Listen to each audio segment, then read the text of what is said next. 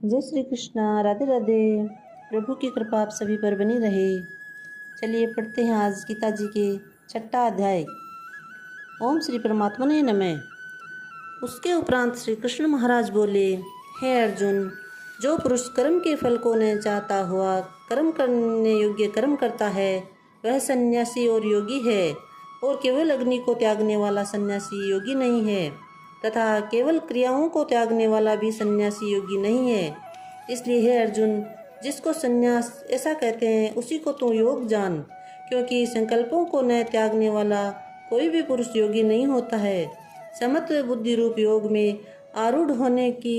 इच्छा वाले मननशील पुरुष के लिए योग की प्राप्ति में निष्काम भाव से कर्म करना ही हेतु कहा है, और योगारूढ़ हो जाने पर उस योगारूढ़ पुरुष के लिए सर्व संकल्पों का अभाव ही कल्याण में हेतु कहा है।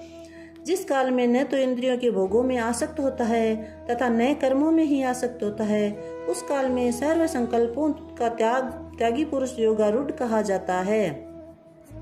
यह योगारूढ़ता कल्याण में हेतु कही है। इसलिए मनुष्य को चाहिए कि अपने द्वारा अपना संसार समुद्र से उद्धार करे, अपने आत्मा को अधोगति में न पहुंचावे, क्योंकि यह जीवात्मा आप ही तो अपना मित्र है और आप ही अपना शत्रु है, अर्थात और कोई दूसरा शत्रु या मित्र नहीं है। उस जीवात्मा का तो वह आप ही मित्र है कि जिस जीवात्मा द्वारा मन और इंद्रियों सहित शरीर जीता हुआ है, और जिसके द्वारा मन और इंद्रियों सहित शरीर नहीं जीता गया है, उसका वह आप ही शत्रु के सदृश शत्रुता में बरतता है। हे अर्जुन, सर्दी गर्मी और सुख दुख आदि में तथा मान और अपमान में जिसके अंतकरण की वृत्तियां अच्छी प्रकार शांत है, अर्थात विकार रहित है, ऐसे स्वाधीन मन आत्मा वाले पुरुष के ज्ञान में सच्चिदानंद धन परमात्मा सम्यक प्रकार से स्थित है, अर्थात उसके ज्ञान में परमात्मा के सिवा अन्य कुछ नहीं है। ज्ञान विज्ञान से तृप्त है अंतकरण जिसका, तथा विकार रहित है स्थिति जिसकी, और अच्छी प्रकार जीती हुई है इंद्रियां जिसकी, तथा सम्मान है मिट्टी पत्थर और स्वर्ण जिसके, वह योगी युक्त अर्थात भगवत की प्राप्ति वाला है। ऐसे कहा जाता है, जो पुरुष सुदृश्य मित्र वेरी उदासीन मध्यस्थ द्वेषी और बंधु गुणों में तथा धर्मात्माओं में और पापियों में भी समान भाव वाला है, वह अति श्रेष्ठ है। इसलिए उचित है कि जिसका मन और इंद्रियों सहित शरीर जीता हुआ है, ऐसा वासना रहित और संग्रह रहित योगी अकेला ही एकांत स्थान में स्थित हुआ निरंतर आत्मा को परमेश्वर के ध्यान में लगावे। शुद्ध भूमि में कुशा मृगशाला और वस्त्र है उपरोपरी जिसके, ऐसे अपना आसन को न अति ऊंचा और न अति नीचा स्थिर स्थापन करके, और उस आसन पर बैठकर तथा मन को एकाग्र करके चित्त और इंद्रियों की क्रियाओं को उसमें किया हुआ अंतकरण की शुद्धि के लिए योग का अभ्यास करे। उसकी विधि इस प्रकार है कि काया सिर और ग्रीवा को समान और अचल धारण किए हुए दृढ़ होकर अपनी नासिका के अग्रभाग को देखकर अन्य दिशाओं को न देखता हुआ और ब्रह्मचर्य के व्रत में स्थित रहता हुआ भय रहित तथा अच्छी प्रकार शांत अंतकरण वाला और सावधान होकर मन को वश करके मेरे में लगे हुए चित्त वाला और मेरे प्राण हुआ स्थित होवे। इस प्रकार आत्मा को निरंतर परमेश्वर के स्वरूप में लगाता हुआ स्वाधीन मन वाला योगी मेरे में स्थित रूप परमानंद प्रकाष्ठा वाली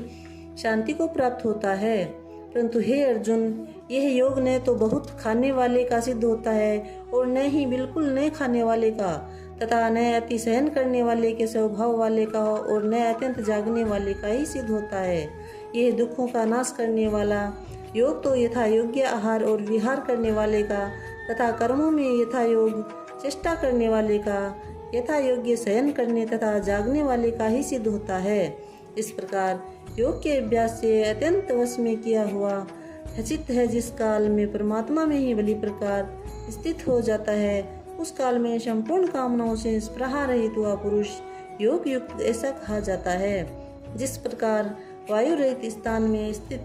दीपक चलायमान नहीं होता है, वैसे ही उपमा परमात्मा के ध्यान में लगे हुए योगी के जीते हुए चित्त की कही गई है। हे अर्जुन, जिस अवस्था में योग के अभ्यास से निरुद्ध हुआ चित्त उपराम हो जाता है, और जिस अवस्था में परमेश्वर के ध्यान से शुद्ध हुई सूक्ष्म बुद्धि द्वारा परमात्मा को साक्षात करता है, सच्चिदानंद धन परमात्मा में ही संतुष्ट होता है तथा इंद्रियों से अतीत केवल शुद्ध हुई सूक्ष्म बुद्धि द्वारा ग्रहण करने योग्य जो अनंत आनंद है, उसको जिस अवस्था में अनुभव करता है और जिस अवस्था में स्थित हुआ यह योगी भगवत स्वरूप से नहीं चलायमान होता है और परमेश्वर की प्राप्ति रूप जिस लाभ को प्राप्त होकर उससे अधिक दूसरा कुछ भी लाभ नहीं मानता है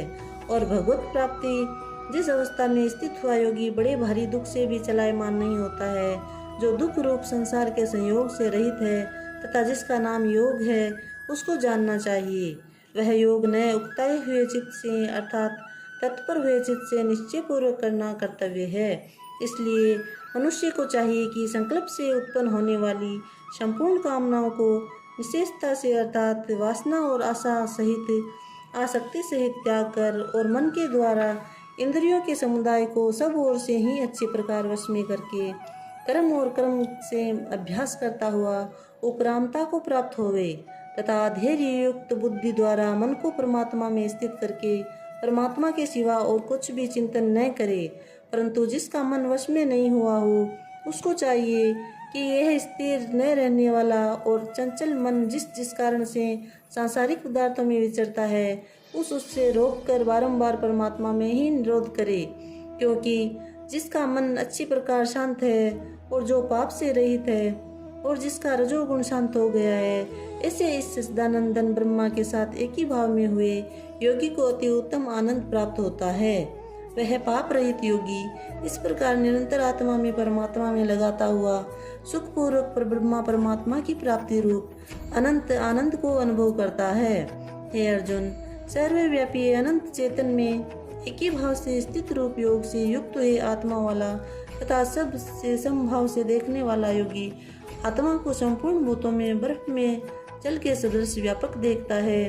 संपूर्ण भूतों को आत्मा में देखता है, अर्थात जैसे सोपन से जगा हुआ पुरुष सोपन के संसार को अपने अंतर्गत संकल्प के आधार देखता है, वैसे ही वह पुरुष संपूर्ण भूतों को अपने सर्वव्यापी अनंत चेतन आत्मा के अंतर्गत संकल्प के आधार देखता है।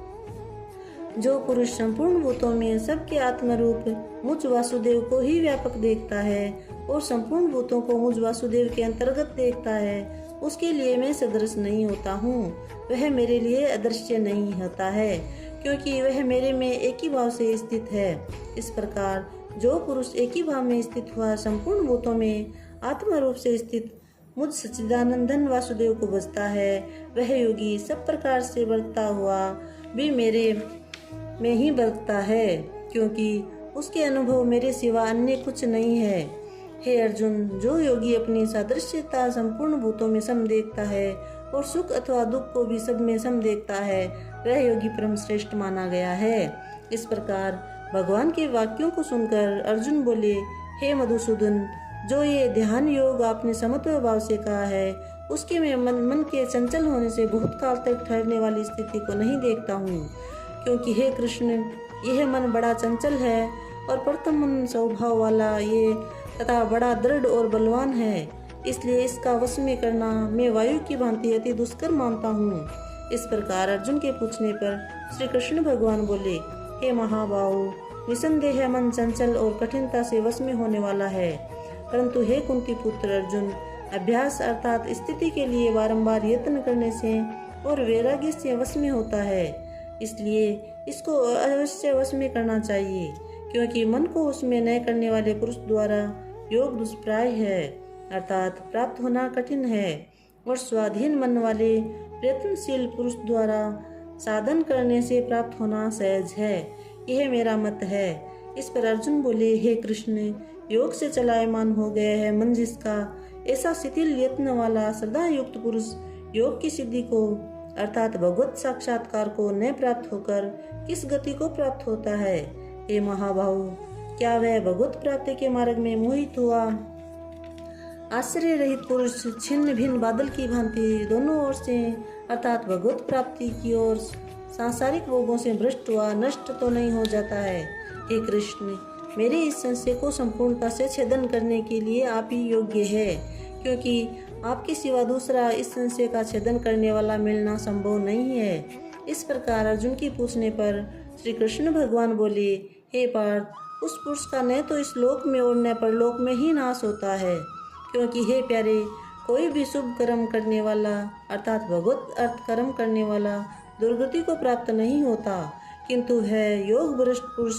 पुण्यवानों के लोकों को अर्थात स्वर्ग आदि उत्तम लोकों को प्राप्त होकर उनमें बहुत वर्षों तक वास करके शुद्ध आचरण वाले श्रीमान पुरुष के घर में जन्म लेता है, अथवा वैराग्यवान पुरुष उन लोकों में न जाकर ज्ञानवान योगियों के ही कुल में जन्म लेता है। परंतु इस प्रकार का जो ये जन्म है, जो संसार में निस्संदेह अति दुर्लभ है, वह पुरुष वहाँ उस पहले शरीर में साधन किए हुए बुद्धि के संयोग को अर्थात समत्व बुद्धि योग के संस्कारों को अनायासी प्राप्त हो जाता है। हे कुरुनंदन, उसके प्रभाव से फिर अच्छी प्रकार भगवत प्राप्ति के निमित्त यत्न करता है। वह विषयों के वश में हुआ भी उस पहले के अभ्यास से ही निसंदेह भगवत की ओर आकर्षित किया जाता है, तथा समत्व बुद्धि रूप योग जिज्ञासु भी वेद में कहे हुए सकाम कर्मों के फल को उल्लंघन कर जाता है। जबकि इस प्रकार मंद प्रयत्न करने वाला योगी भी परम गति को प्राप्त हो जाता है। तब क्या कहना है कि अनेक जन्मों से अंतकरण की शुद्धि रूप सिद्धि को प्राप्त हुआ और अति प्रयत्न से अभ्यास करने वाला योगी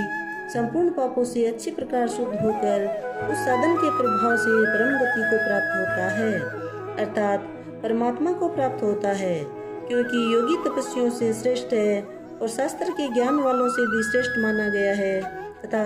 सकाम करने वालों से भी योगी श्रेष्ठ है। इससे हे अर्जुन, तू योगी हो। हे प्यारे, संपूर्ण योगियों में भी जो श्रद्धावान योगी मेरे में लगे हुए हैं,